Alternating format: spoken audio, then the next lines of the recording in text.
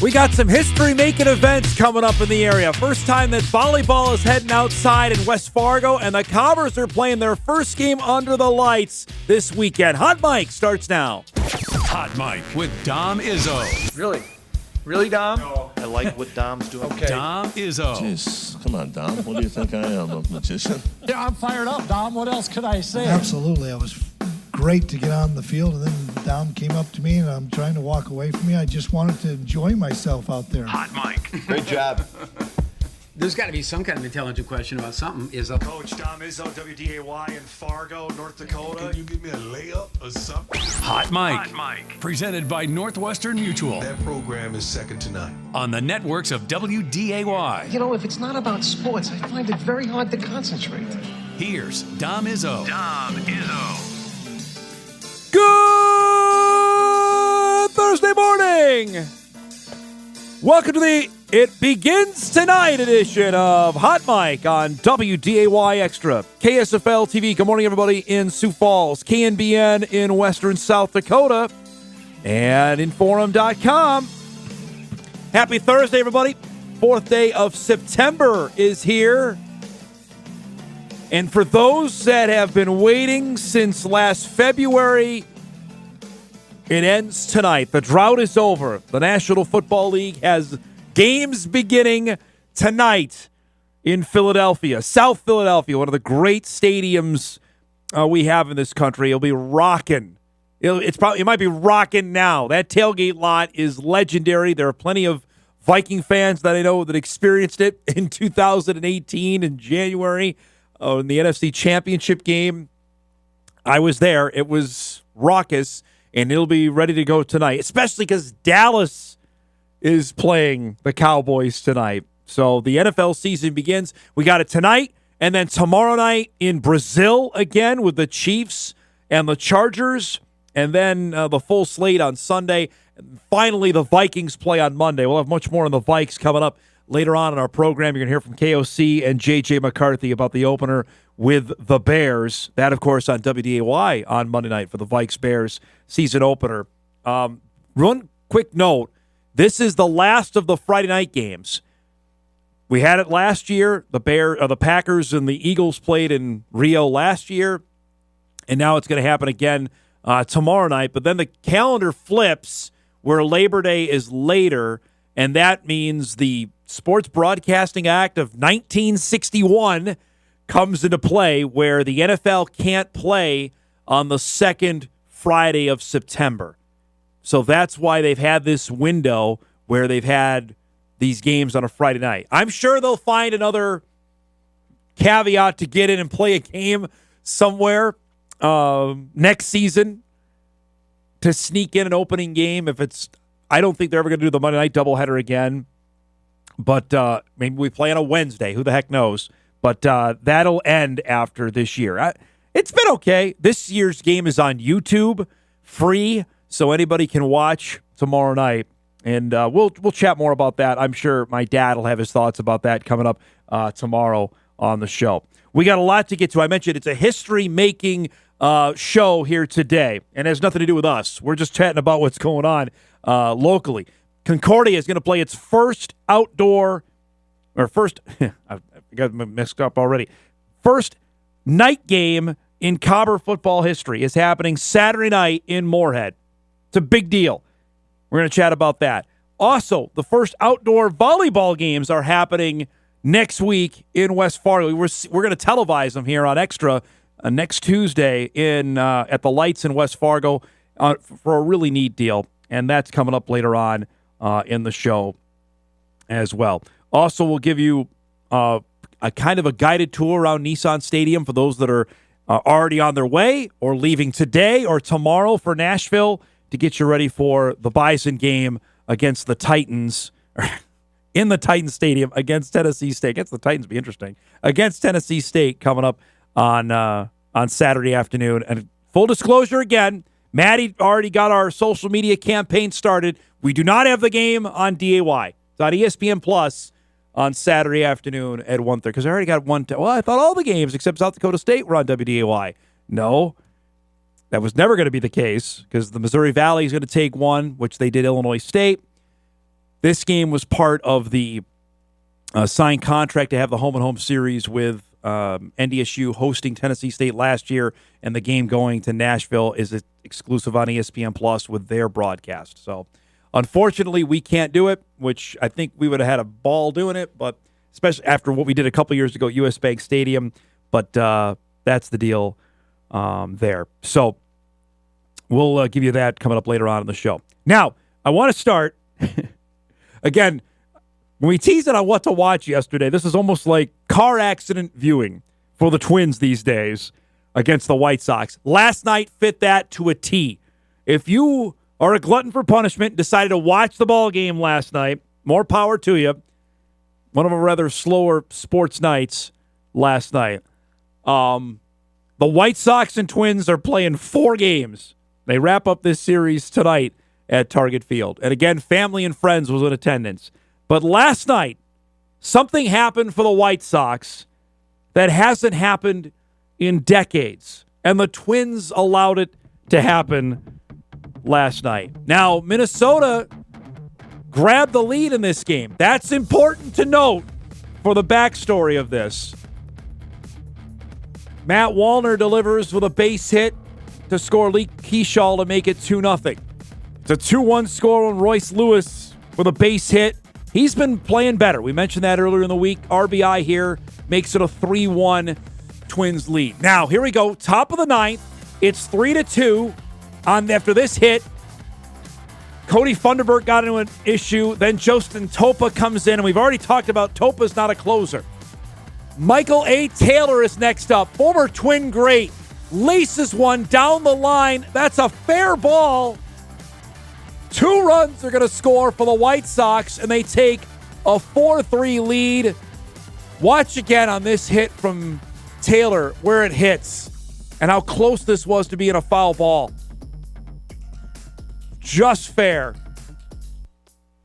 The White Sox would retire the Twins in order in the bottom of the 9th, and Chicago wins the game 4-3. Maybe nothing remarkable about that. Here's the remarkable stat. Chicago had lost 205 consecutive games when trailing after 8 innings. 205. It's just unbelievable. That streak ended last night thanks to the Minnesota Twins, who now have lost 5 in a row to the White Sox. That's not great. It just keeps getting worse when you throw it on top, and we'll get to the crowd here in a second. And it was a former Twin that beat him last night, and we talked about that Topa's not a closer. The White Sox were celebrating that on social media last night on their on their account of the 205 game streak that was snapped by beating Minnesota last night. It's ugly, folks. And it's not just on the field. Obviously, we chatted about it off the field. By the way, the White Sox now have won 4 in a row. They didn't win 4 in a row at all of last season. First win this season when trailing after 8 innings after starting 0-72 to go on top of the 0-205. Now, if you were watching last night, so boy, that looked like less people than were there on Tuesday night or Wednesday night. Well, I'm here to tell you, actually, the announced attendance. Now, when they announce the attendance, that means the tickets sold. That doesn't mean butts in the seats. There were under 12,000 in attendance last night. And to me, it looks like 2,000 were there.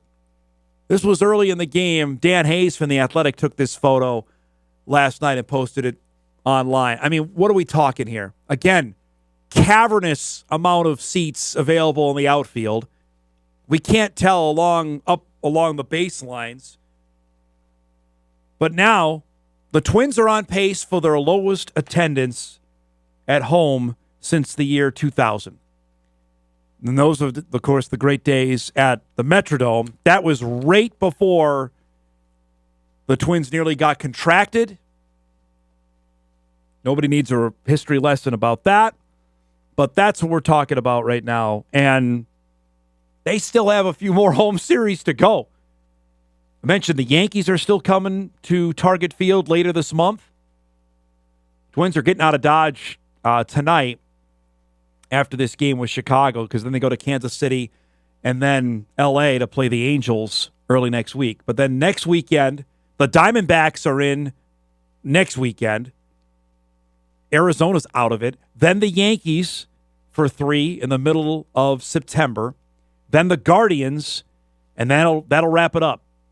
September 21st, that Sunday, is their final home game. So you've got the Diamondbacks, the Yankees, and the Guardians coming in. It ain't going to be pretty attendance-wise here, because you've got how many games on a weeknight here? You got 3 more weeknight games during school. It's not going to, attendance is not going to be great here. And again, would you go see this team play unless you got free tickets? The answer is no. Tough sledding right now for the Minnesota 9. Last thing before we set up our show here on this Thursday, some tough news for Bison women's basketball and its fans yesterday. I had caught wind of this story a few weeks ago, was waiting. Frankly, this is not a story you want to be out in front of. You want to let the athlete tell it, although, and it's tough news regarding forward Claire Stern, who announced yesterday that she has to medically retire from basketball and the NDSU team because of a medical condition that she found out over the summer. And just full stop there. That's terrible whenever a situation like this arises, let alone for a young player who has fought every step of the way to get onto the basketball court. For those that missed the story I did in March during the WNIT run that the Bison had, Claire got on the court after breaking 3 bones in her back in high school during her sophomore year at Maple Grove down in the Twin Cities. And that put her off the radar, I think, for a lot of college coaches, considering her game is talented enough that maybe some big schools would have looked at her. This is unrelated, the medical reasons to the back. We're going to be speaking with Claire, I believe, early next week, and anticipate her coming on the show to discuss what happened. And obviously devastated. The family, and I got to know them a little bit when we did the story last year on this. And I had heard it. I think we had Coach Mark Cook on from Maple Grove when Claire committed a couple years ago. And he told us the story of why she was under-recruited, in his words, and what happened, what she dealt with in high school. And now this has to happen is awful. In a statement yesterday, Stern said, due to unexpected medical reasons, I have to step away from playing and medically retire from the NDSU women's basketball team. I feel so blessed to still be a part of this amazing team and family. I'm excited to embrace a new role and continue supporting my teammates in this next chapter. Jory Collins said, we're obviously disappointed for Claire that her athletic career will be cut short.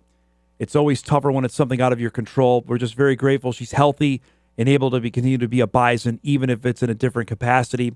Claire is a super tough young woman and a tremendous role model in how to handle adversity. That goes back to, obviously, what she dealt with in high school.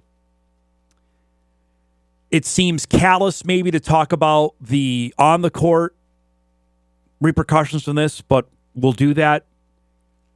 It's a major blow, honestly, for the Bison women's basketball team. I think there was certainly high expectations that Jory Collins had that Claire could step in and probably be a starter this year, knowing with a new look team, with Abby Schulte moving on, Abby Draper moving on, that Stern's height and prowess to shoot, you saw it in our highlights there of her from this past season.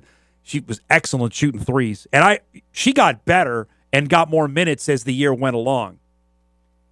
You know, as you saw it when the Bison made their WNIT run, she was playing a lot in those games, whether it was against New Mexico State, whether it was against Washington State, whether it was the game against Troy. She was out there playing. So it's a definite loss there. And the Bison were active, as we know, in this offseason, adding a couple players in the portal, and they'll start practice here in a few weeks. It's great that Claire's still going to be part of the team, but the on-court impact is that will hurt. That's tough because I think Jory told us this several times when he joined us throughout the season, that Claire was going to be a piece that they were focusing on going forward. And obviously, not being a part is going to be a major blow for the team. The most important thing is she's healthy, but you feel for that, especially considering all she's gone through just to get here to play.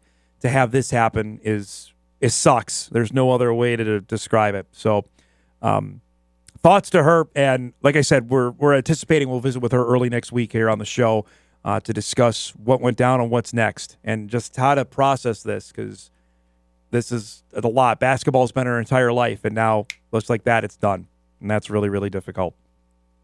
We have a packed show coming up for you here on this Thursday morning. Mention we'll hear from J.J. McCarthy and KOC about the upcoming game for the Vikes opener against the Bears. Our guest lineup is brought to you by Northwestern Mutual. I mentioned the first ever volleyball outdoor experience at the Lights in West Fargo is happening on Tuesday. Ryan Kill and Julie Christianson from the Landon's Light Invite will be here in studio at 9:35 to discuss that and what is happening out in the Lights, how this all came about, the teams involved.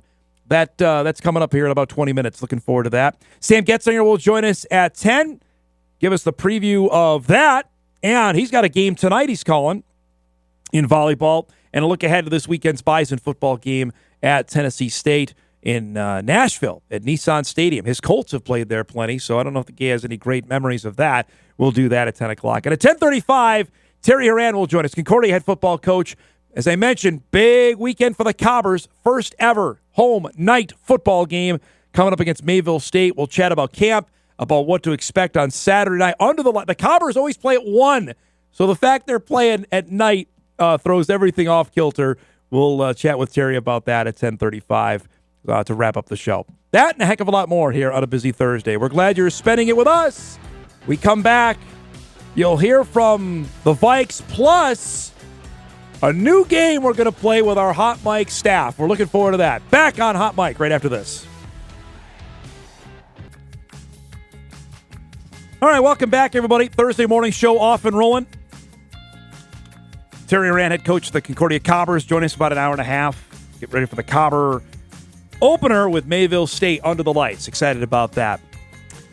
Excited about the NFL season getting going tonight. Cowboys and Eagles from South Philly at the Link. It'll be rocking. Looking forward to that, and then figuring out all of our streaming options for NFL games throughout the season. Now, the Vikes have the longest wait of anybody because they don't play till Monday night against the Chicago Bears at Soldier Field, a game you'll see on WDAY.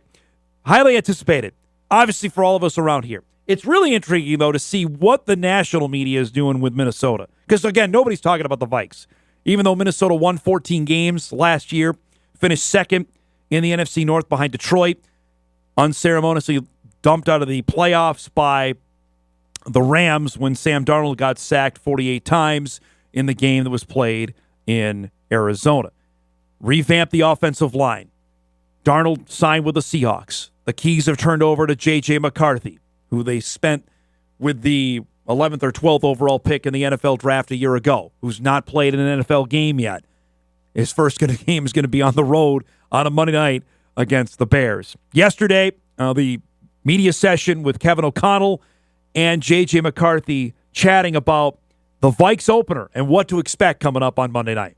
You know, obviously, you put a lot of time and energy into the off-season program, the training camp we were able to have, which was a really positive one. Our team grew a lot, and there was a lot of improvement across the board.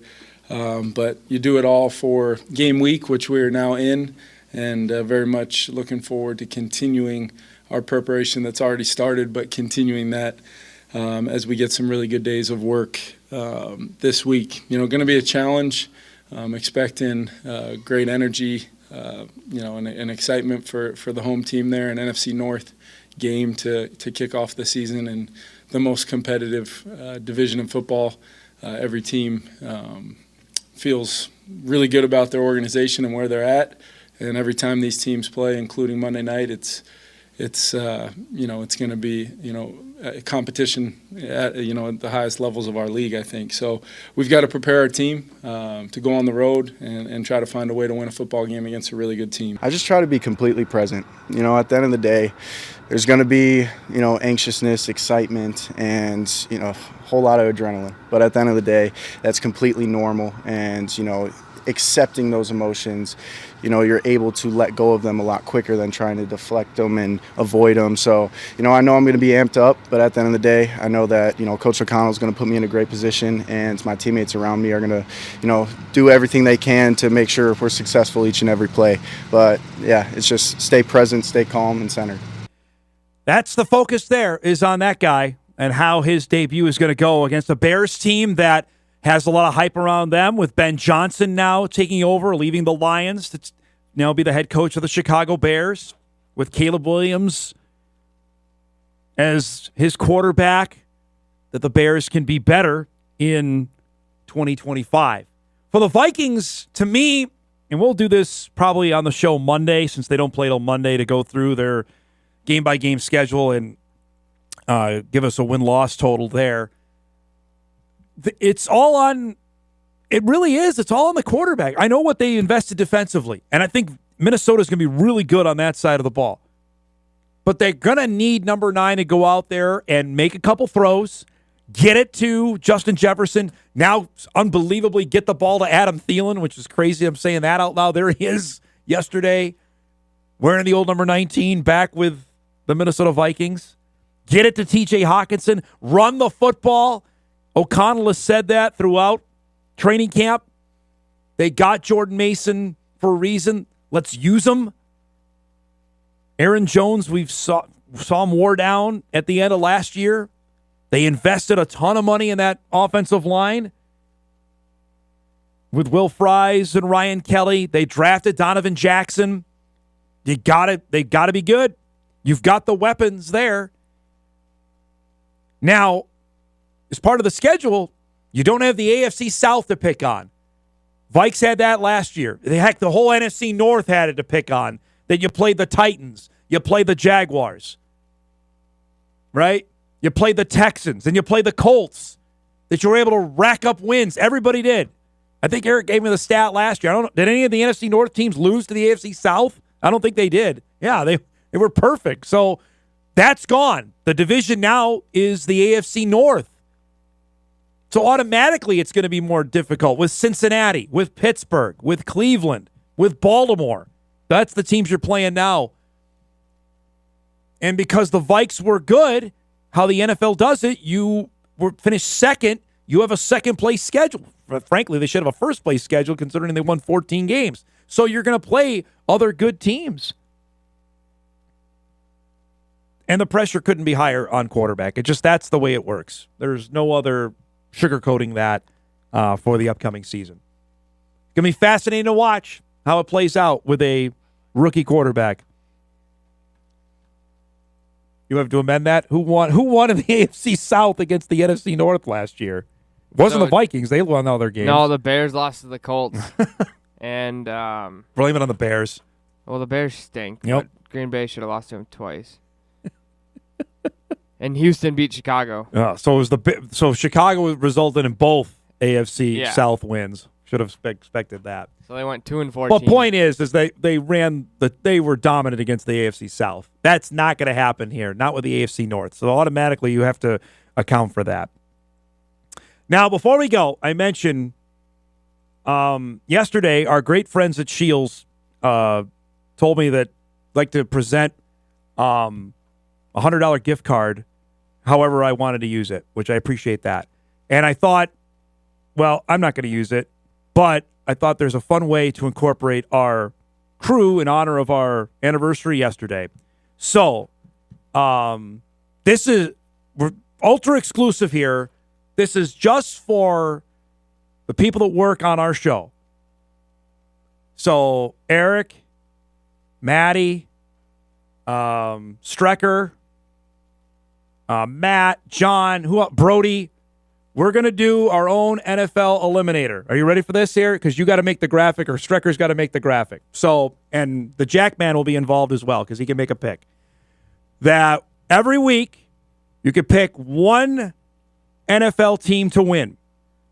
And at the end of it, whoever is the last one winning gets the $100 gift card. What do we make of that? You down with that? Yeah, I'm down with that. All right. Sounds fun. All right. So who else am I forgetting? Did I include everybody on the show? Or I think so. Okay. I mean, yeah, that's pretty much it. That's the main. That's what I'm saying. The ones who work on the show every day, and I'm not trying to, but we're gonna keep this kind of tight. So that's the group. So you and Kyle or whoever you want to devise the graphic, and then we will make the picks on Friday's show. So everybody's got to have their pick in by the time we end at 10:57 Friday. We got to have our picks in, okay? Okay. So that's the deal. So we'll starting have tomorrow. Strecker make the graphic when he has time because mine will look like chicken, you know what, compared to his chicken salad. But that's the deal, okay? So every Friday, now on top of I got my dad's picks, we've got our own eliminator starting tomorrow. So that should be you got to beat Jack, who wants to pick the Lions every week because he likes Lions. So I told him he can't do that. Honestly, it would be on brand for me to lose to a first grader. So that's the deal. All right? So that's Jack, Eric, Strecker, Maddie, Matt, John. There's probably a couple others I'm forgetting we can throw in there as well. We can get up to 10 is fine because I think that's a good round number. So Justin can be involved because Justin gives us some video from time to time, so we got to make sure of that. So that's the deal. Starts tomorrow, and thanks to our friends at Shields for making that happen. We'll have our own hot mic eliminator, and let's see how long we go. If everybody's out after week 3, we'll just restart it because I've been part of those as well. We want this to go as long into the season as possible. So that starts tomorrow, the hot mic eliminator challenge. Have you done that before? I've done it with my family. It's a bunch of fun. It's terrifyingly fun because you got to pick teams you have no rooting interest in, and you want to save teams that I don't want to use like Philadelphia. You know what I mean? I don't want to use the Eagles or the Chiefs right away. There's some strategy to it. I'm in one of those right now, and now I gotta be strategically picking my team so I don't eliminate myself in both ways. You don't want to pick the same team in both leagues because if they lose, then you're donezo. So that starts tomorrow. We'll make sure we do that before we get out on a Friday. And our thanks to Shields for making that happen. All right, let's break. We come back. A really neat event going on in West Fargo next week. Outdoor volleyball for the first time. We'll chat about that when Hot Mike returns on this Thursday morning. We're back after this.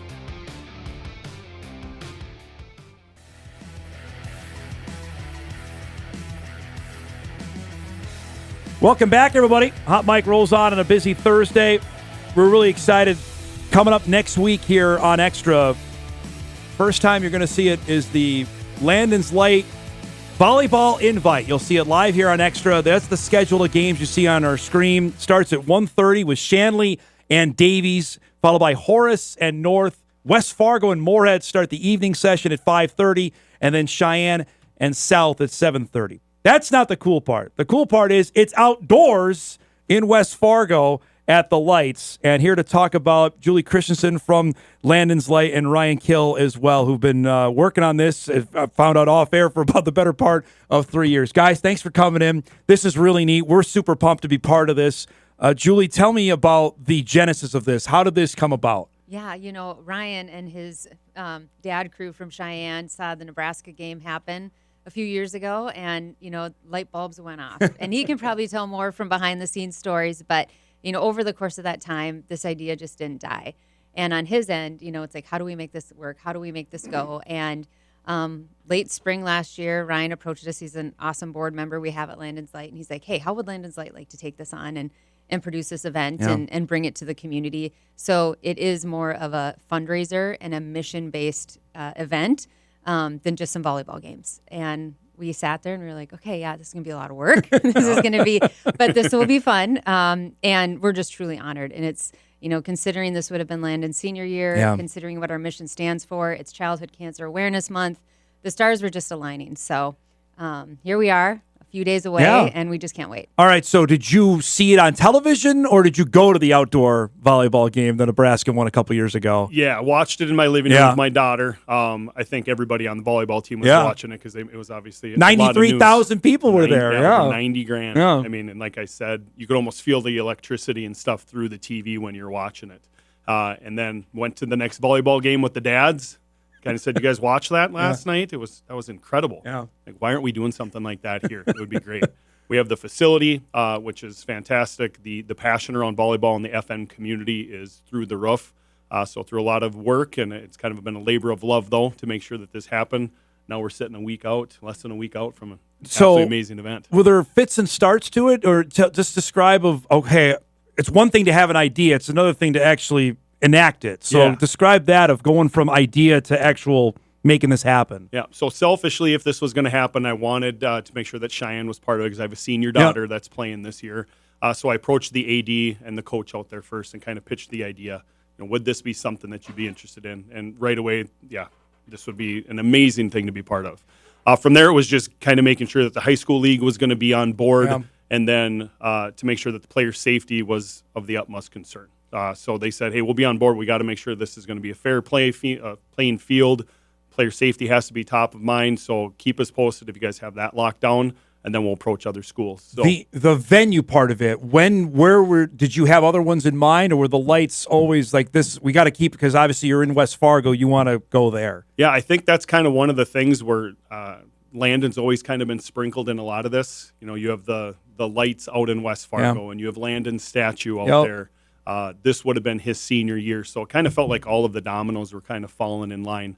So when we approached them and said, "Hey, we're trying to bring this up with the West Fargo schools," they were on board right away. Hey, let's promote West Fargo. Let's promote these amazing athletes. Julie, when did you get wind of this? That this was something that they were talking about? Well, you hear rumblings throughout the last, I'd say, year or so. But we actually had a strikeout cancer baseball game, and Ryan came up, and he's to me and Travis, Landon's dad, and he's like, "Hey, I got an idea for you." And he shared it, and from that was probably, I'd say, in May. Yep. And come mid-June, we hit the ground running, and like Ryan said, getting the court secured and figuring out what that was going to look like. That we could get it delivered in time, all of the things. We had wonderful sponsors come in to help us support the purchase of that. It's 60 feet by 90 feet, so it's not small. And so we just started running, and we haven't stopped since. So we just showed video up of on your Facebook page of the court of having it. So there are so many logistical questions that I wouldn't even think of, like getting a court. Like, where do you go about doing that? How do you go about doing that? Yeah, Ryan connected with Deckmasters here in town, and Josh and his team are simply amazing. And, they love the idea. They came in and said, "We want to be part of this. We want to help support it." And so we just started planning, and we obviously going to the court vendors and then determining how do we get this thing striped and the logos painted. And, I want to shout out Deckmasters because last week on Thursday, they set that court up in their warehouse in West Fargo. That's the video we saw, right? Yep. Okay. And painted the entire thing and let it dry over the weekend. Wow. They had 2 different rooms full of stuff. Their logo painter was simply amazing, meticulous. So, so that was probably one of the biggest stressors to make sure that it arrives in time. And then the volleyball system itself as well that we have for the netting. And So Ryan, when you get Shanley wants to be on board, did it spread like wildfire, or did you have to do some arm twisting for the other schools to say, "Hey, we want to be part of this"? How did that generate? Yeah, so when we originally were planning it, when we talked with the Lights, we said if we bring the 3 West Fargo schools in, who are their opponents going to be? And it just kind of lined up again that they were playing other schools from the Fargo-Moorhead area. And then a couple of the Shanley parents and Davies parents had reached out because we play club ball with them. And said, would there be any way that we could be a part of this? And I brought it to Landon's Light, the board, and they said, the more the merrier. If we can make the schedule work, we want to promote all of these athletes because, they're against each other right now, but they play together during club. But their passion for volleyball and each other and trying to promote their well-being and their success, it's all the way through that. So our goal now is to see what we can do to expand this. Since the news has gotten out, we've had other schools that have reached out from outside the area. Wow, okay. How to be part of this next year. Our internal conversations of... We got a multi-day event coming here, you thinking? I'm hoping we can do that. I would love to see some Class B schools come in. I come from an extremely small town. I know some of these small towns, the entire town would close down and come to something like this.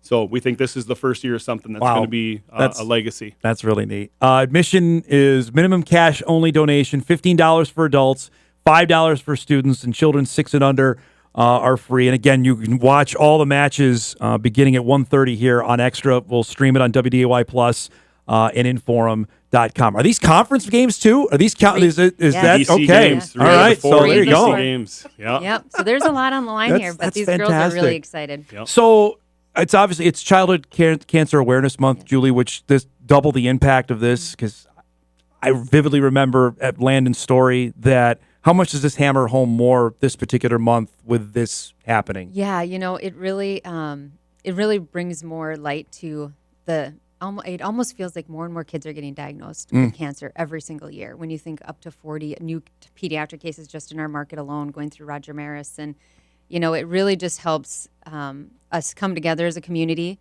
come together and support the families. At the end of each game, we are actually highlighting a family we've served through our mission, which we feel really grateful for, because some of these kids have gone on a journey that nobody expects to endure. One of the kids we've served is actually playing on the court this week. So that's going to be really, really extremely special. So, it really is just a way for us to just continue to say, we're here to help the kids. We're here to put more light back into this community, serving the families that deserve it, bringing, more awareness to these amazing athletes who do great good and off the court. They are just seriously amazing students, amazing human beings.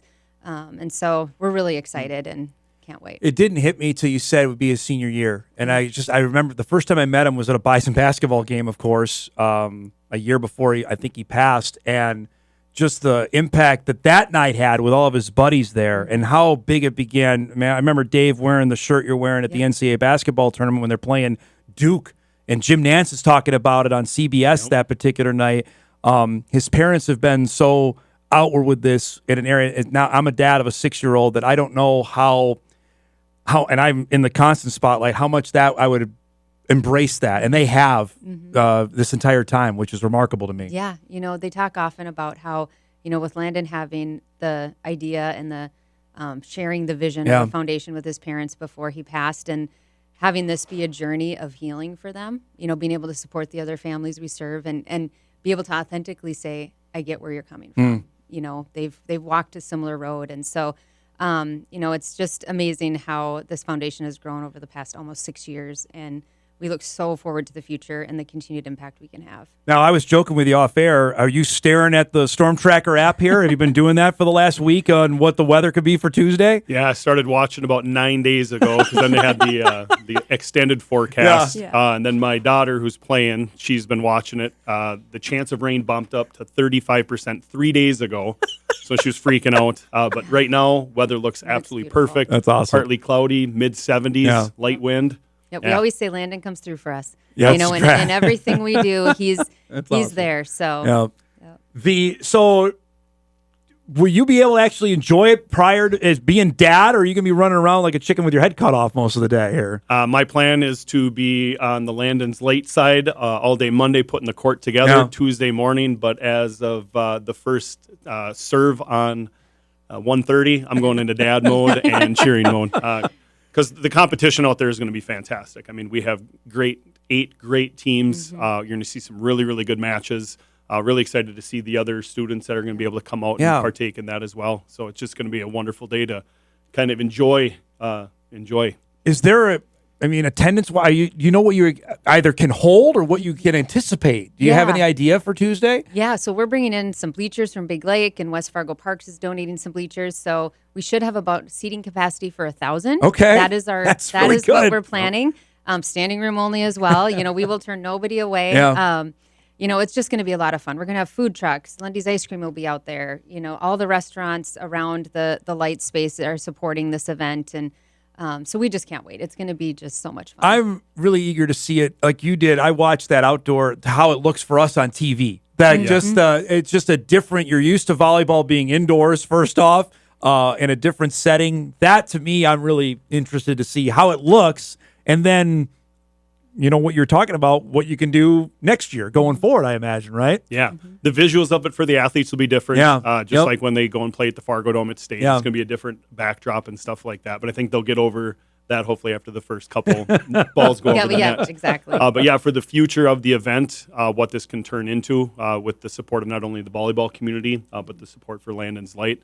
Yeah, I envision this being something that's going to be marquee event that teams are going to want to be part of, and maybe event that travels. You mentioned we got a lot of good teams on the western part of the state too. Right. Why not? You mentioned off air just the word of mouth on this. How many people or just have come up to you over the last couple of days say, I didn't even know about this. I'd like to be part of it. Yes. Yeah. I mean, it is amazing. You run into people on the street. You run into people at volleyball games. My daughter plays with Ryan's daughter, and and they're like, oh, I want to volunteer. Or I want to do this. And, and thankfully our volunteer pool, like, we killed it. They come in and they show up and they support us. But yeah, it has been, the word is definitely getting That's out. Awesome. And we, I tell everybody that I know because, it is something historic for the state. It has not been done before. And, to be part of that history, just like the people that were at the Nebraska game probably look back and say, that's something I'll never forget. We want the same thing for our fans. We want the same thing for these athletes and coaches so that when they leave, they can't wait for the next year. Well, there's one thing I know about volleyball parents is how intense they are or enthusiastic they are. And with something like this that not only is obviously about what's happening off the court, on the court, this could be something I imagine could grow, right, from whatever happens on Tuesday. Absolutely. And one element, too, that we're bringing in is each team has nominated an athlete for a leadership award that represents what Landon stood for when it comes to sports. And so we really hope that when these teams are out there, there's respectful sportsmanship, which there usually is, but, these girls are shining a light on that court that day when they're playing on behalf of Landon's Light in their schools. So we just can't wait. The city, how did they embrace this knowing, hey, it's the middle of the day, we're going to have this many people? Was that a roadblock at all when you talked to them? No, the lights was really good. That's good. The main thing, obviously, was the scheduling side, which, again, it kind of just felt like Landon had a hand in it looks like we have Tuesday the 9th will actually work. Well, who's playing? All the Fargo and West Fargo teams are playing. So wild. What do you have set up at the venue? We got Brett Michaels coming later in the week.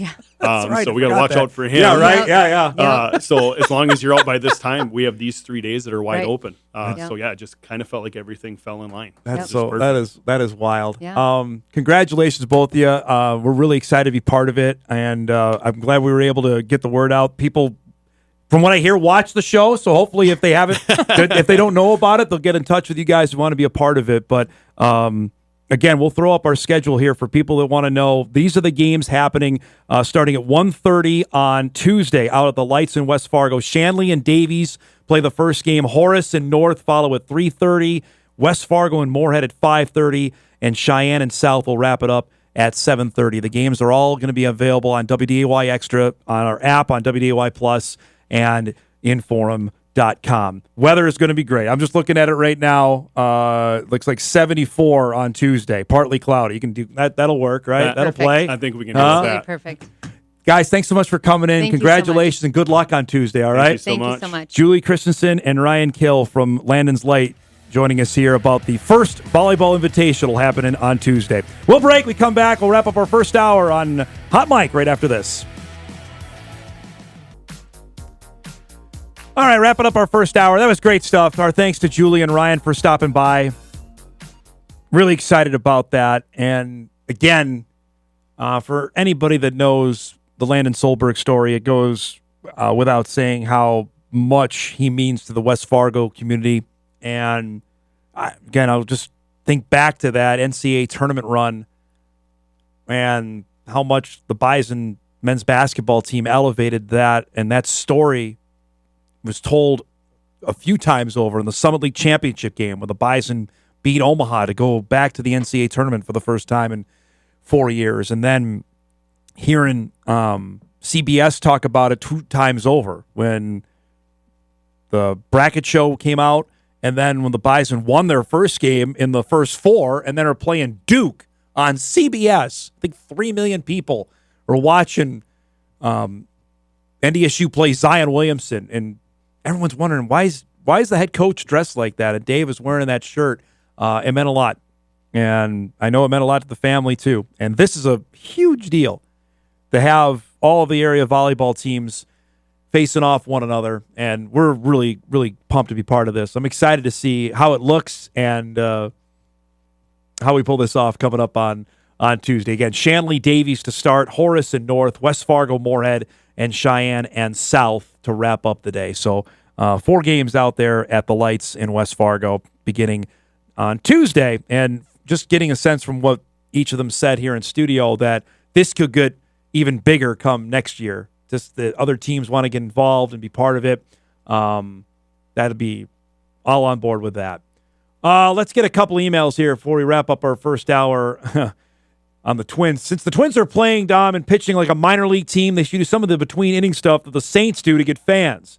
And they should find ways to make Target Field an entertainment destination despite the way the Twins are playing. I'm on board with that, but the amount of money to go to a ball game probably will put a stop to that. And they do plenty of stuff in between innings. It just, am I going to go see Ryan Fitzgerald play? No, I'm not going to go sign up to see him. You know, I would go watch Royce Lewis play. I'm not sure if I'm going to go watch Eddie Julien play. You know, that doesn't get me going. I can't even tell you some of the other guys that have been trotting out here over the last little bit. So that, to me, that's a no-go there. But for now, they have, 25 games, 30 games left to go in the season. This is all about 2026 now. It is all onto that. Another email here before we go to break. Dom, any update on how many fans we're going to see in Nashville? I've asked a couple times over on this. I know people have already left or leaving. I believe our morning meteorologist is one of them because her husband is a diehard Titans fan. I know that. And Lydia and John. That the number I was told was 10,000. I know some Bison fans that already bought their tickets and then got an email saying you've been relocated. That's because of the amount of fans that are going to be in attendance. Now, the record for a Tennessee State home game at Nissan Stadium is just over 22,000.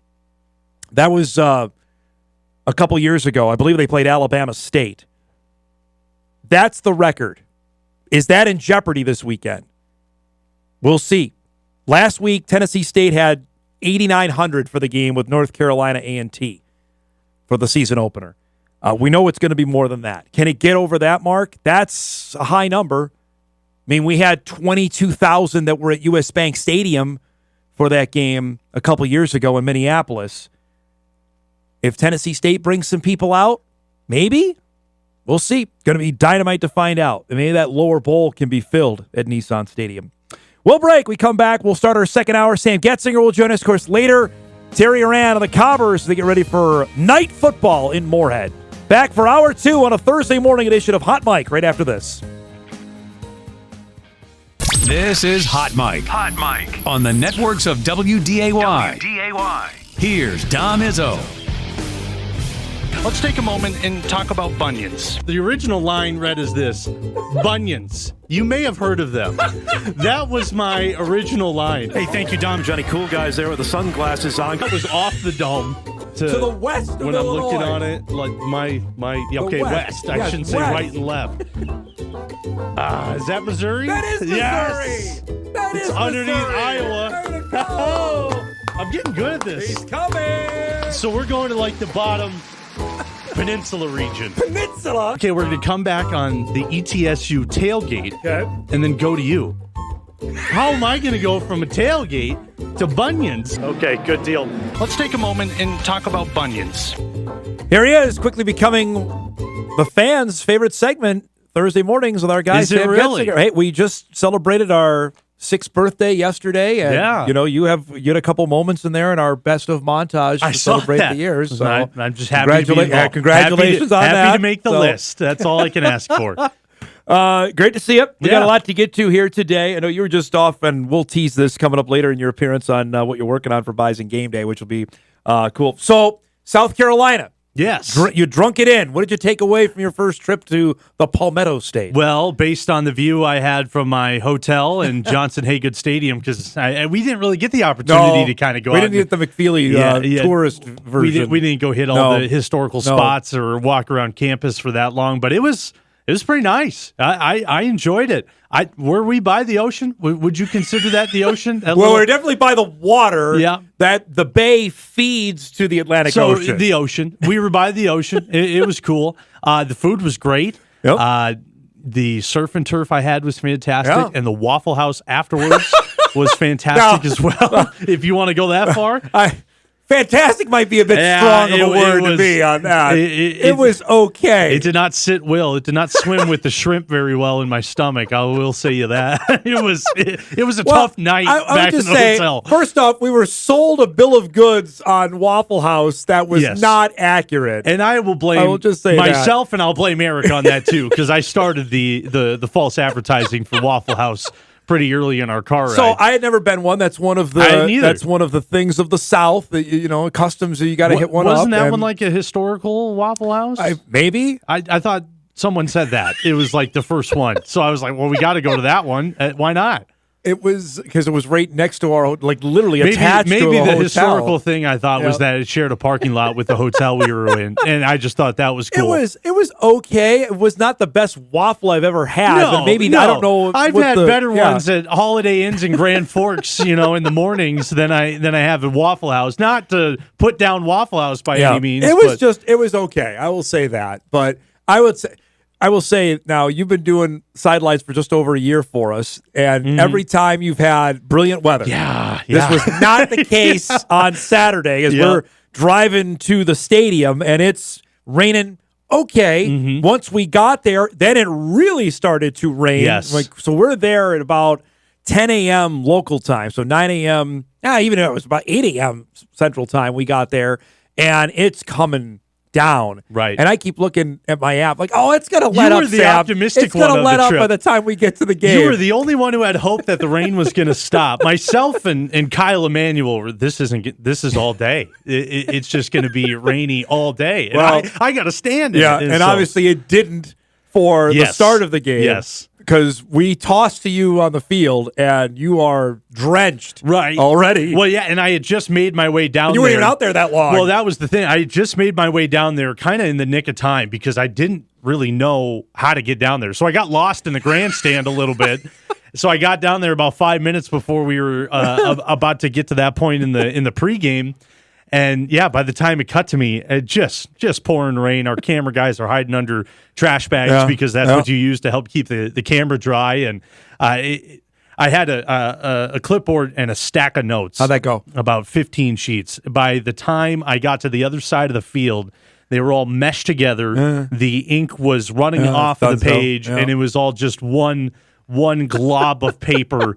So I got rid of that. So that's gone. But no, it was fine. Once it got through the first quarter, it became tolerable. It there was a little breeze in the second. Yeah, it was nice. Second half was hot. The sun decided to peak out later in the game. By the time I dried off, I started to get drenched in sweat. But it was an experience, that's for sure. I'm glad the equipment worked. Yep. That was a win. Now, you've already gone viral for game one. Did you know this? With the catch in the corner of the end zone. Let's show everybody what happened. If you missed this during the game Saturday, when the Bison are driving late in the first half, it's a 10-0 score. Cole Payton is going to throw the ball here to the end zone. This was probably one of the highlight plays of the game. Brilliant throw, tremendous catch by Raja Nelson. Now look right above Raja. There's our guy reacting to the touchdown. And Justin Hawley, who does replays for us, sent this to me afterwards saying, Sam impressed. That was the label on it. Look at our guy. Look at you. Mouthing right there. That's a good view. Look at that. It was unreal. I think we slowed it down. That's fantastic view. That's a great view of that. I didn't know if it was going to be on camera or not. Frankly, I didn't know how close to the end zone I was. Well, you're pretty darn close. You're right there. Usually, I never stand there, but it was towards the end of the second quarter. I'm going to get in position to interview Coach Polasek, and I'm standing there, and the ball comes up from Cole, and I'm looking at it. I should have moved because I was in the danger zone. I'm looking at, man, that's a pretty spiral. That's coming right at me, and then Raja dives, and then that was the reaction. So when they brought the first replay up, the low angle one, Kyle and I immediately lost it. Like, that Sam just wow, it impressed Sam down on the field. It was tremendous. That was great. I tried to keep calm because I had a feeling. Obviously, I'm right in front of the play. There's going to be cameras on it because I was about ready to start jumping up and down, and because it was a great catch. It was really good. It was one of the more impressive catches that I've seen in person, no doubt about that. And looking back on it, I'm amazed I didn't get rolled over. I would have had to just shown off my vertical. You didn't even flinch. No, that was really good. I was surprised. Man. I was just mesmerized by the entire thing going down. Flat line, like not even a step back. Yeah. Like I watched that a couple times this morning. Like Sam didn't move. No. That was fantastic, man. I've gotten confident on the sideline. I'm ready now that I've had the ability to hurdle someone last year. And I don't know if hurdle is the right word I'd use. I can skip out of the way. I can do a little sidestep.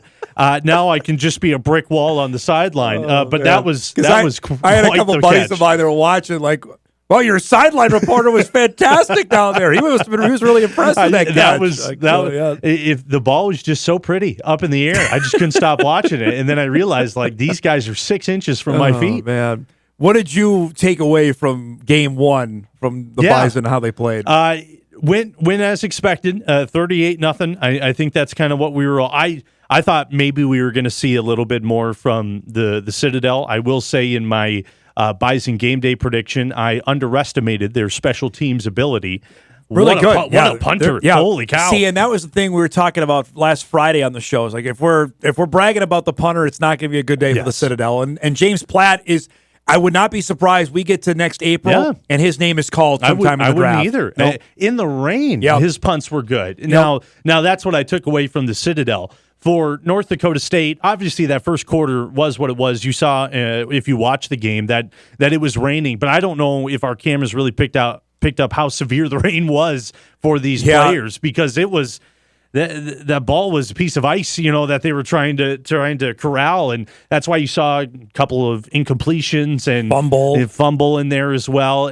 But once that got out of the way, the second quarter and beyond, they looked dominant, and that's what we were expecting to see out of game one.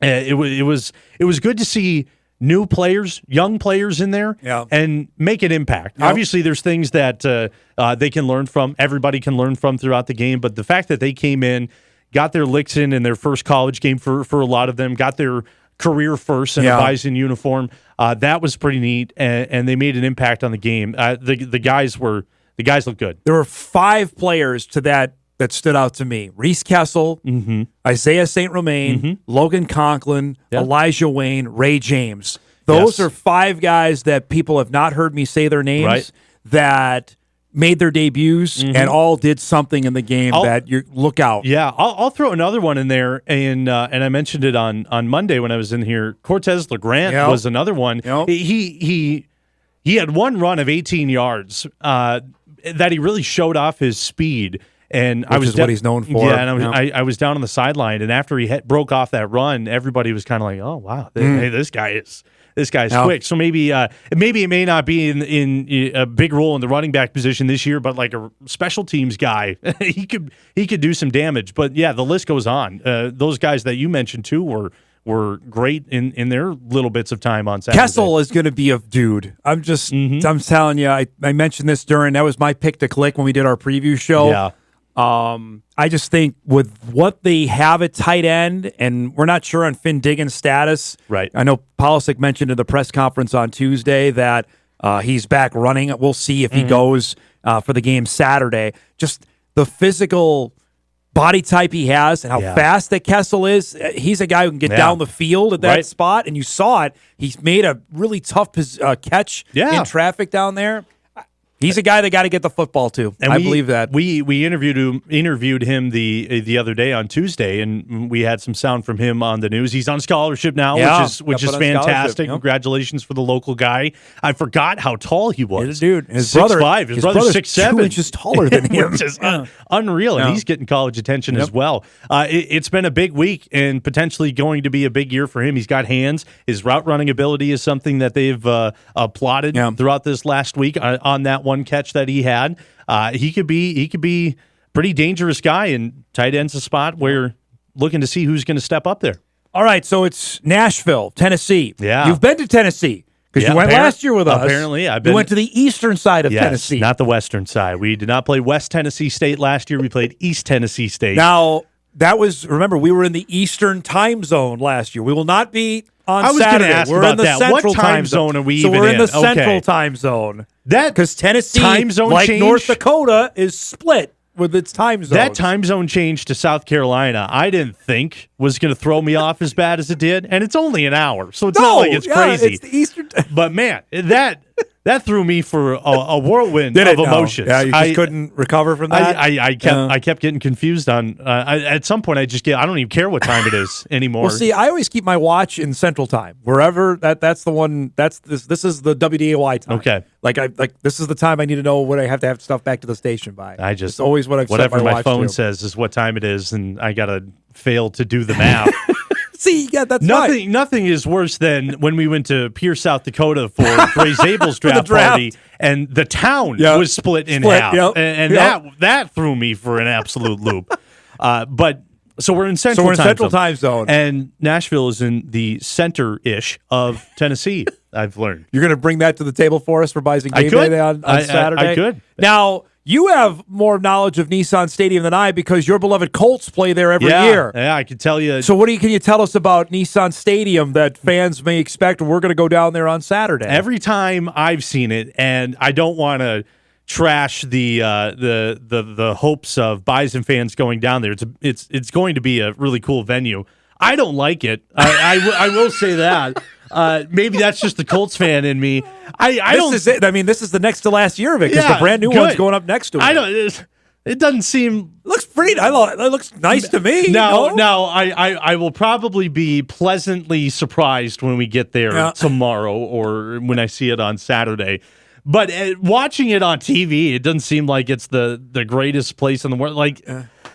Yeah, so Eric just said in my ear it's not the greatest place in the world. So that's my impressions of it. But that's probably just the Colts fan in me. Now for Tennessee State, I mean, doesn't look like you have a bad seat though. Like if you're going to the game, looks like you're right on top of it, which is sign me up for that. I think that sideline over there where the camera just was, that's where the Bison are going to be.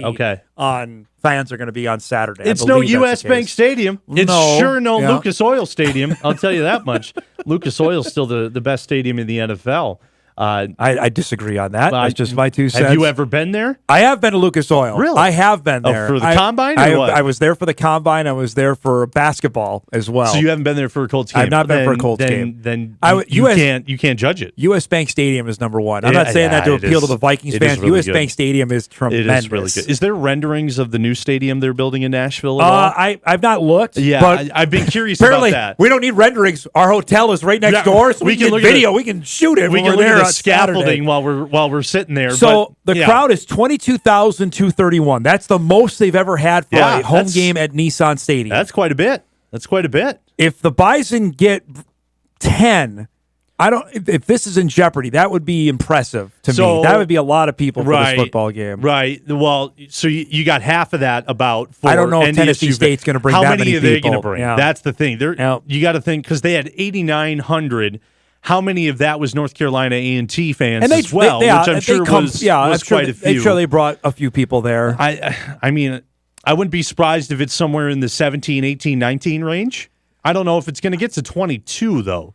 I don't, if word of mouth down in that area saying, hey, North Dakota State's coming and people know North Dakota State football and want to come out. I don't know if Vanderbilt plays at home this weekend. They do not. They're at Virginia Tech. So if people looking for football in the Nashville area, they can go. The Titans are out of town because they're playing the Broncos. I mean, how far away is the Volunteers? Knoxville's not close. They're playing East Tennessee State, correct. Though. So that could be something. If you're a Tennessee fan, you're not necessarily concerned about Tennessee State. That's just not on the same radar there. Yeah, so I guess. I guess I would be intrigued to see what the attendance is. I'm really intrigued to see what it's going to be on Saturday. All right, we're overdue for a break. We caught up here. The Bison women. Get some news on that with Claire Stern deciding to step away. We'll talk to Sam about that and a couple other things here. Back on Hot Mic on a Thursday morning right after this.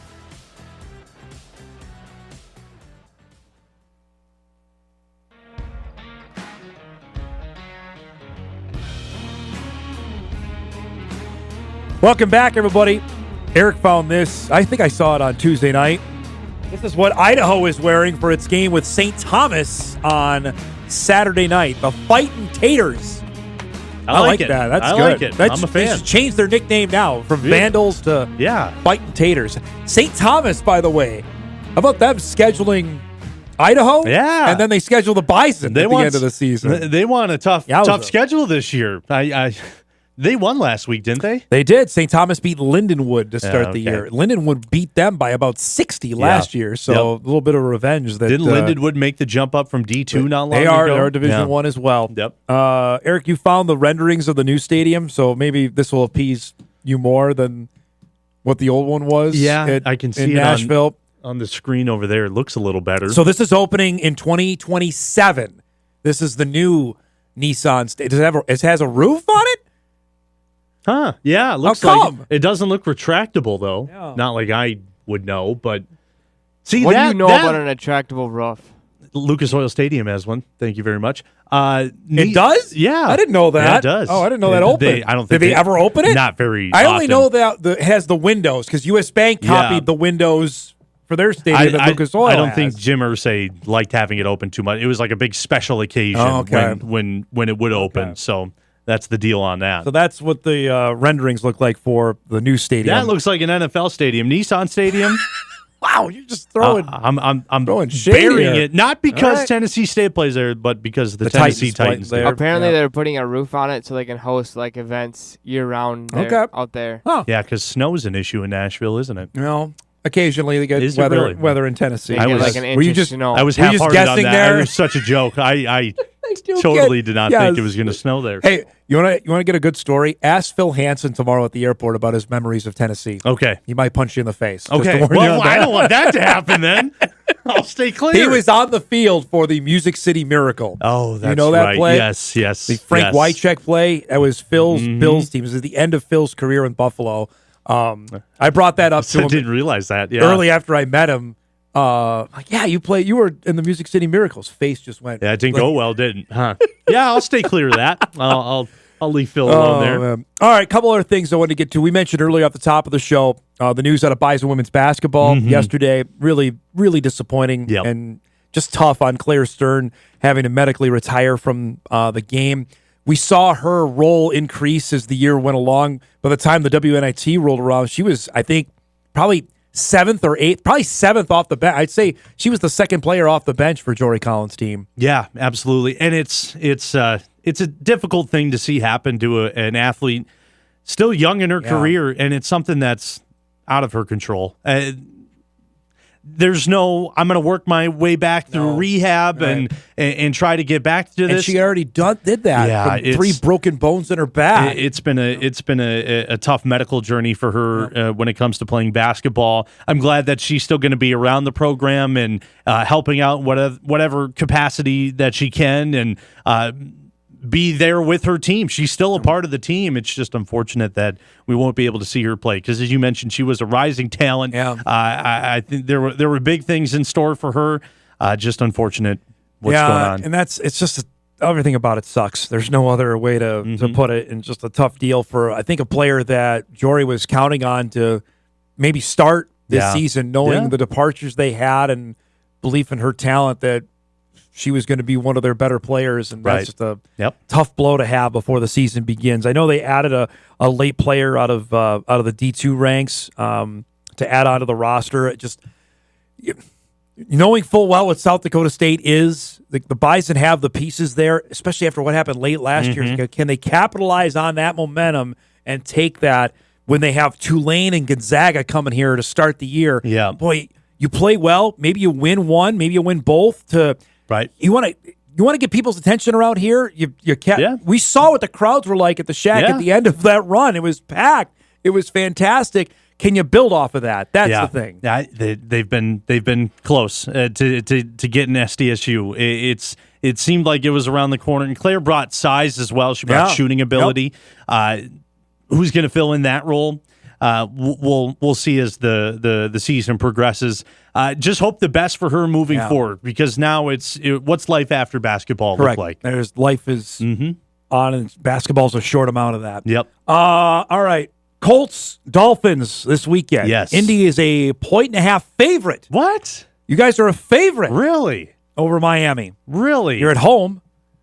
That has to be it. You don't believe that? We're going to lose that game. If I had to guess, I think we're going to lose. I wasn't expecting to be a favorite in that. Well, I don't know if you heard, but off the top of the show, we found out a very nice donation from Shields for a gift card to the show.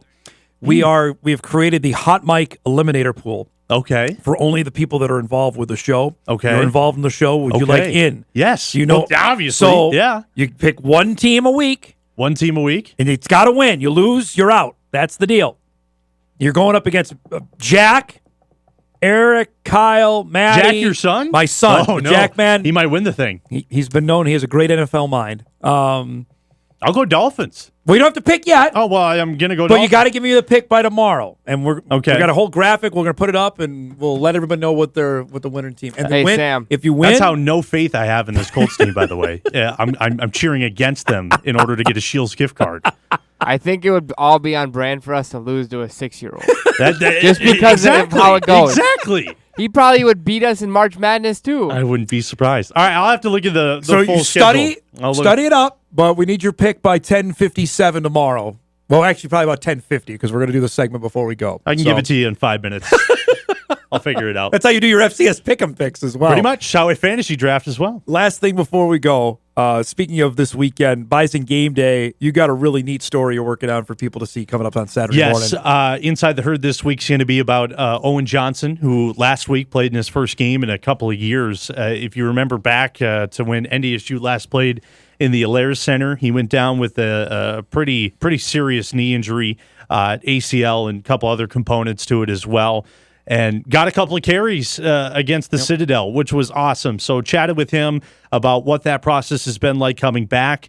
Spoke to Dr. Noonan at Sanford as well, who is involved in the surgeries to help get him back, and some teammates. And what a ride he's been on, overcoming. There was a possibility where football was probably done after that, and that was never an option for him. He wanted to keep on working to be a high-level collegiate athlete, and now he's back on the field, so we'll have that story. So I'm looking forward to that. Awesome. Great stuff as always, Bud, and we'll see you tomorrow on the airplane. All right? Absolutely. Sam Goetzinger joins us each and every Thursday at 10 o'clock. Looking forward to his coverage coming up from Nashville this weekend. We'll break. We come back.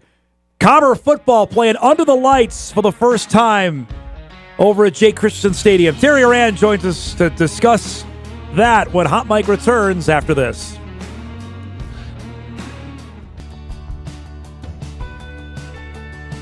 Welcome back, everybody. Final half hour here on a busy Thursday show. Tomorrow, Montana State AD Leon Costello will join us, getting ready for the biggie on Saturday night between the Cats and the Jacks. We'll preview that coming up on the show tomorrow. Mentioned earlier, got some history being made this weekend in town. You know, the Bison are out of town. UND's playing later. The Dragons are on the road. You're looking for some football fix. Moorhead, Minnesota, Jake Christianson Stadium, always a great sight. But for the first time, not at 1 o'clock, they're playing at night because there's lights installed. The Cobbers will open up the 2025 season against Mayville State. Head coach Terry Horan joins us. Before we even talk any football stuff, I got to tell you a quick story. I took my family to a Red Hawks game early August. My wife and my son were getting the starting lineup, and I look up in the name like Tommy Horan. I'm like, when did that happen? And Courtney was sitting next to me, and obviously, for people that don't know, Coach Horan used to work in Breckenridge, where my wife and her family are from. Totally the unbelievable. You got to give us your side of that when he got the phone call from Coast and how this all came together. Yeah, pretty amazing, right? Obviously, Chris Coast he played for, but then also Anthony Renz, who finished being his coach. Anthony, who had been, more on the field coach for the Red Hawks until this year. He's kind of the behind-the-scenes contract guy now, and he's finding all the players. Well, when they had a couple of injuries with their infielders, they needed someone to come in and sign a 2-game contract, and Tommy happened to have the weekend off from amateur baseball, and he was out at the lake with his girlfriend, and he gets the call from Renzi, and he goes, "Hey, can you come in?" And he goes, "I don't know how it's all going to go or how Coast will do it, but heck, Coast put him in the lineup both days, and what a great experience, right?" When did you find out that he got the call? Where were you? Yeah, so I was on my way to lunch after a morning practice, and he gave me the call, and obviously pretty elated, and I made it work to be able to get out there and watch him. You'll love this story, and I'll be quick with it, but the next day they had the honor flight jersey, right? Okay, and I figured, well, all right, this could be a cup of coffee with the Red Hawks. I better put a bid in for this jersey. Well, then someone's bidding against me. All right. I find out it's our bus driver for Red River Trails that was bidding against me. Well, Tommy's jersey went for the most. And because I paid 500 bones for that thing to put it in a frame, but you couldn't leave that experience without not getting that. That's right? fantastic. That's awesome. No, that's so cool. And I thought he immediately, because we're sitting there like, this is like the nexus of things of people that we know that happened that night at the Red Hawk. And we just happened to pick a random game, and then bam, he's out there playing. That was really cool. So I appreciate you sharing that. All right, so here we go. Game one. I feel like we had you on when we found out this was going to be a night game. Now it's here. Does it feel real that this is 48 hours away? Yeah, it's all kind of coming together, and the excitement is building. I mean, we have just a lot of things happening, and I love our president Colin Irvin and his thoughts behind all of this, and the Corn Fest, and Rachel Bergeson, our AD, and all of our administrators that are really putting together kind of a really cool event. And this atmosphere is going to be crazy. And when I talked about doing this with Rocky, he goes, heck yeah, let's do it. So, what a great experience for both programs. When you first got approached on this, was this a slam dunk for you? You were used to playing 1 o'clock. Every MIAC game, 1 o'clock. Did you have to have your arm twisted, or were you on board with this? I was on board with it, but you know how us coaches that have been doing this a while, we get so routine-like. So the routine of a night game is a lot different than a 1 o'clock kickoff, because you get used to what you do, right? So, that piece of it, just putting an itinerary together that we feel comfortable with to make sure that we're ready to go come kickoff, was important for us as a staff to do. But yeah, totally on board. Every kid's dream is playing on Friday Night Lights, right? And those are some great memories. Well, now we're going to be able to have a little bit at the collegiate level. So how's this change your whole game day? Because I know you're up early. How does this change for your whole team? We got to pace ourselves to get ready for 7 o'clock at night. Yeah, right. Because we practice at 5:30 in the morning, so it's really a lot different. But one thing, at 5:30 in the morning, it's not light out, so we're getting used to the lights. Yeah. So that's a piece of it. But yeah, we're gonna get our guys up in the morning, obviously, and do a team breakfast at 9:30, and then we have a team late lunch, early dinner, if you will, at 2:30, and Steve Hallstrom's doing our chapel at 3:15. So we're going to keep that schedule all the same in the afternoon. But yeah, so a little bit more time, but we want to get them up and at it, moving around and doing little things here. I know there's so many people that go to your game that have gone to your games for years. Have you told them, hey, this is one-time deal, we're going to do this, and we need you there? What's you talk to so many people in the community. What's been the response you've heard for Cobber fans about doing this? Yeah, everyone's been super, super on board, super excited. We have a lot of alums coming back. Nice. A lot of alums. And we're honoring, 5 of our former greats that have played in the NFL that are bringing out the game ball. And so that's exciting too. But a lot of people, it's just unique, right? And it's a first time. People want to be a part of it. Plus, we're doing the whiteout theme, and so that piece of it's been cool too. All right, let's actually talk football. You've had to pick a starting quarterback. Tell me about camp and how this went for the last month. Yeah, camp's been really, really good. We've been learning a lot about our team. We had a really good recruiting year. We brought in 64 freshmen. A few of those guys are going to be helping us out on Saturday. But yeah, we had to name a quarterback. We haven't had to do that in 3 years with Cooper Mattern. But the guy that we are going with is Jersey Selzler, a young man who transferred to us from Minnesota State University Moorhead. He's a Velva boy, so he knows a little bit about really good football. And Jersey's he's been our backup. He knows us the best. He just hasn't had the live bullets, and he's really looking forward to that. And he's got a great supporting cast around him. It's just we're just not battle tested yet. That's what Mayville's got a little bit of an advantage on it. On us by having a game. Playing a game. Yeah. A lot of crazy happens in game one. When you were evaluating this is something you haven't had to do. You mentioned for the last couple of years because you had Cooper at quarterback. How different was that for you for fall camp? Like, okay, I got to spend more time at the quarterback spot. Yeah, well, there's where, my offensive coordinator, Jake Pollock, he's also our quarterback coach. He's got a really good relationship with all these young men, and him and Cooper are really tight, and that's just kind of fallen suit with Jersey too, and even the other guys in the QB room. It's a great room. It's a bunch of athletes, guys that are really cerebral. They know what we want to get accomplished. So, the biggest thing for Jersey is just don't go do too much, just distribute the football, read what you read, because he's really a football junkie, and he gets things, and it's not all on him. He's got 10 other guys that are really good football players around him, so that piece of it he's just got to remember. You got a dude at the back end I remember covering in high school from Pelican Rapids, and Mikhail Korf. What does he mean for his leadership being a senior on the back end of your defense? Yeah, Mikhail is unbelievable, just a great leader, right? I mean, high school quarterback, dad, obviously a coach, administrator. He comes from a family that's super competitive and just, but he's just so calm. He's cool. He's collected. He leads by example. He's not the rah-rah guy. He doesn't have to be, because he makes plays all over the field, and he puts people in right places. I can't say enough for him. He'd be a great coach. He really would be.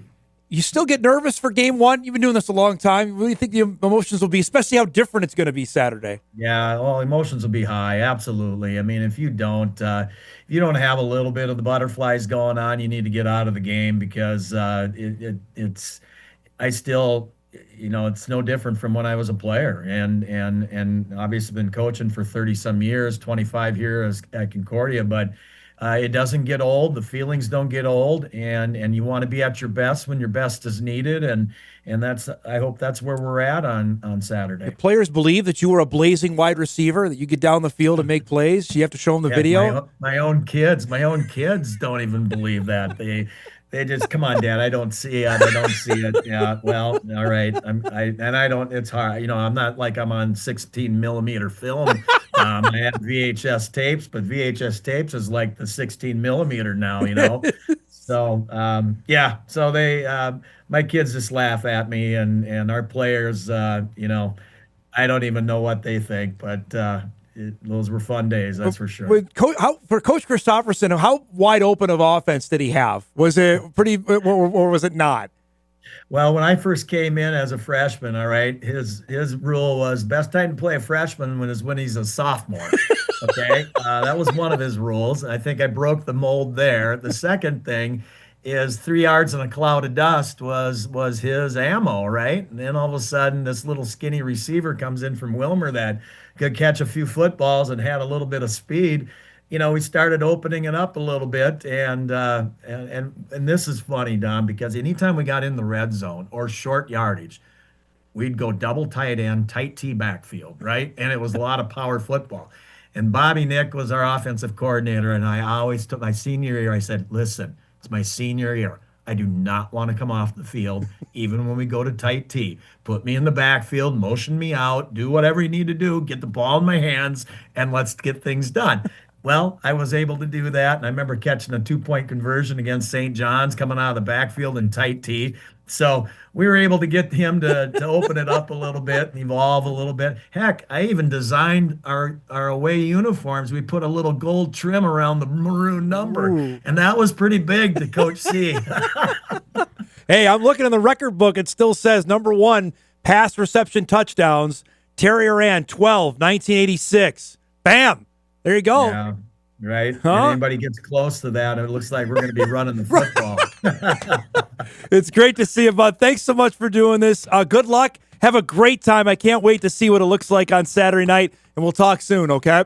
Hey, appreciate you, Dom. Thanks for having us There on. he goes. Terry Horan, head coach of the Concordia Cobbers. They open up with Mayville State Saturday night under the lights, 7 o'clock over at Jake Christianson Stadium. I'm really excited to see that. We haven't seen it before. A first-time deal. Cobbers playing night football Saturday night over in Moorhead. We'll take our final break. When we come back, we'll wrap things up, get you ready for a busy Thursday. The NFL opener is tonight. We'll give you all that when Hot Mike wraps on this Thursday, right after this.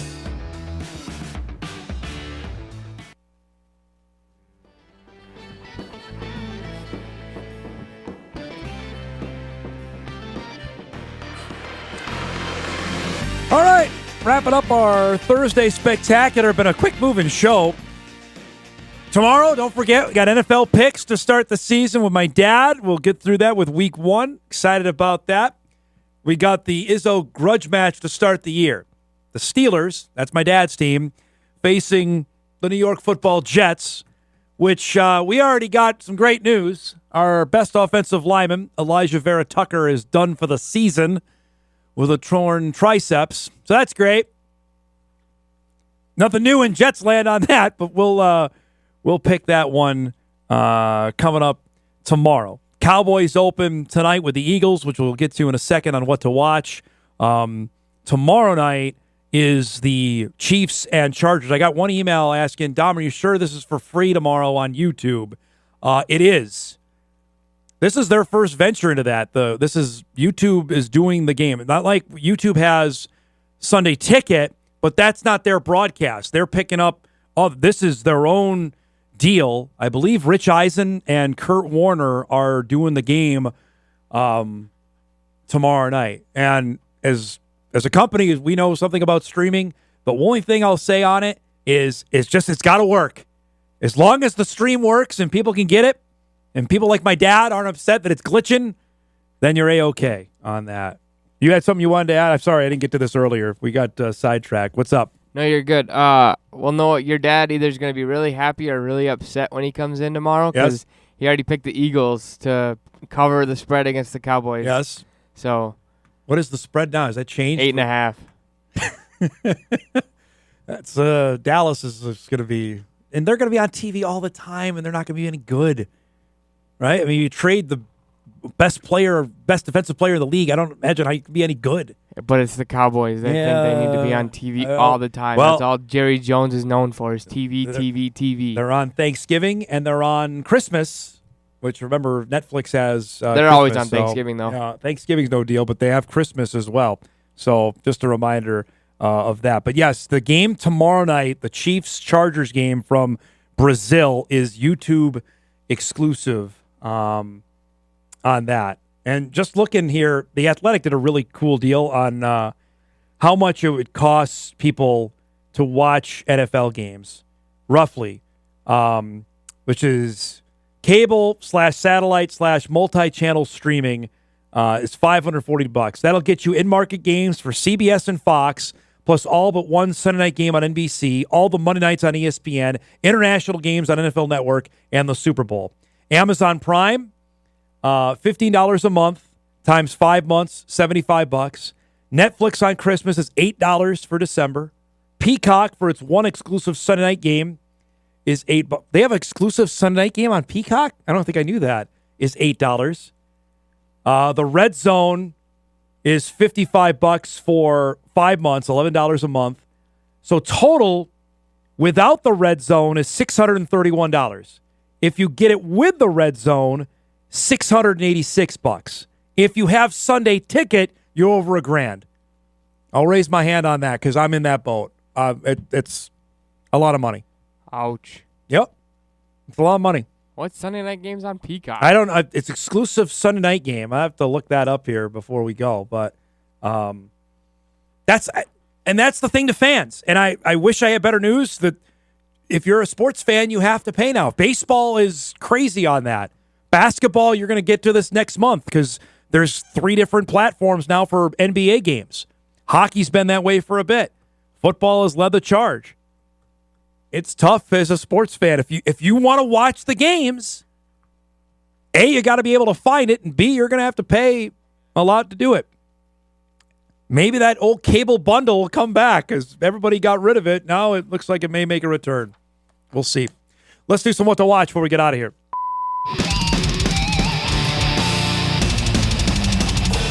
We got our high school game of the week coming up tonight. Sammy G will have the call this. Volleyball tonight. Shanley and North coming up 7 o'clock from the Spartan Dome on the north side of town. That's coming up here on WDAY Extra. Mentioned Cowboys-Eagles kick it off 7 o'clock NBC. It's an NBC game tonight with Mike Tirico, Chris Collinsworth, Melissa Stark, the whole crew there for that tonight on NBC.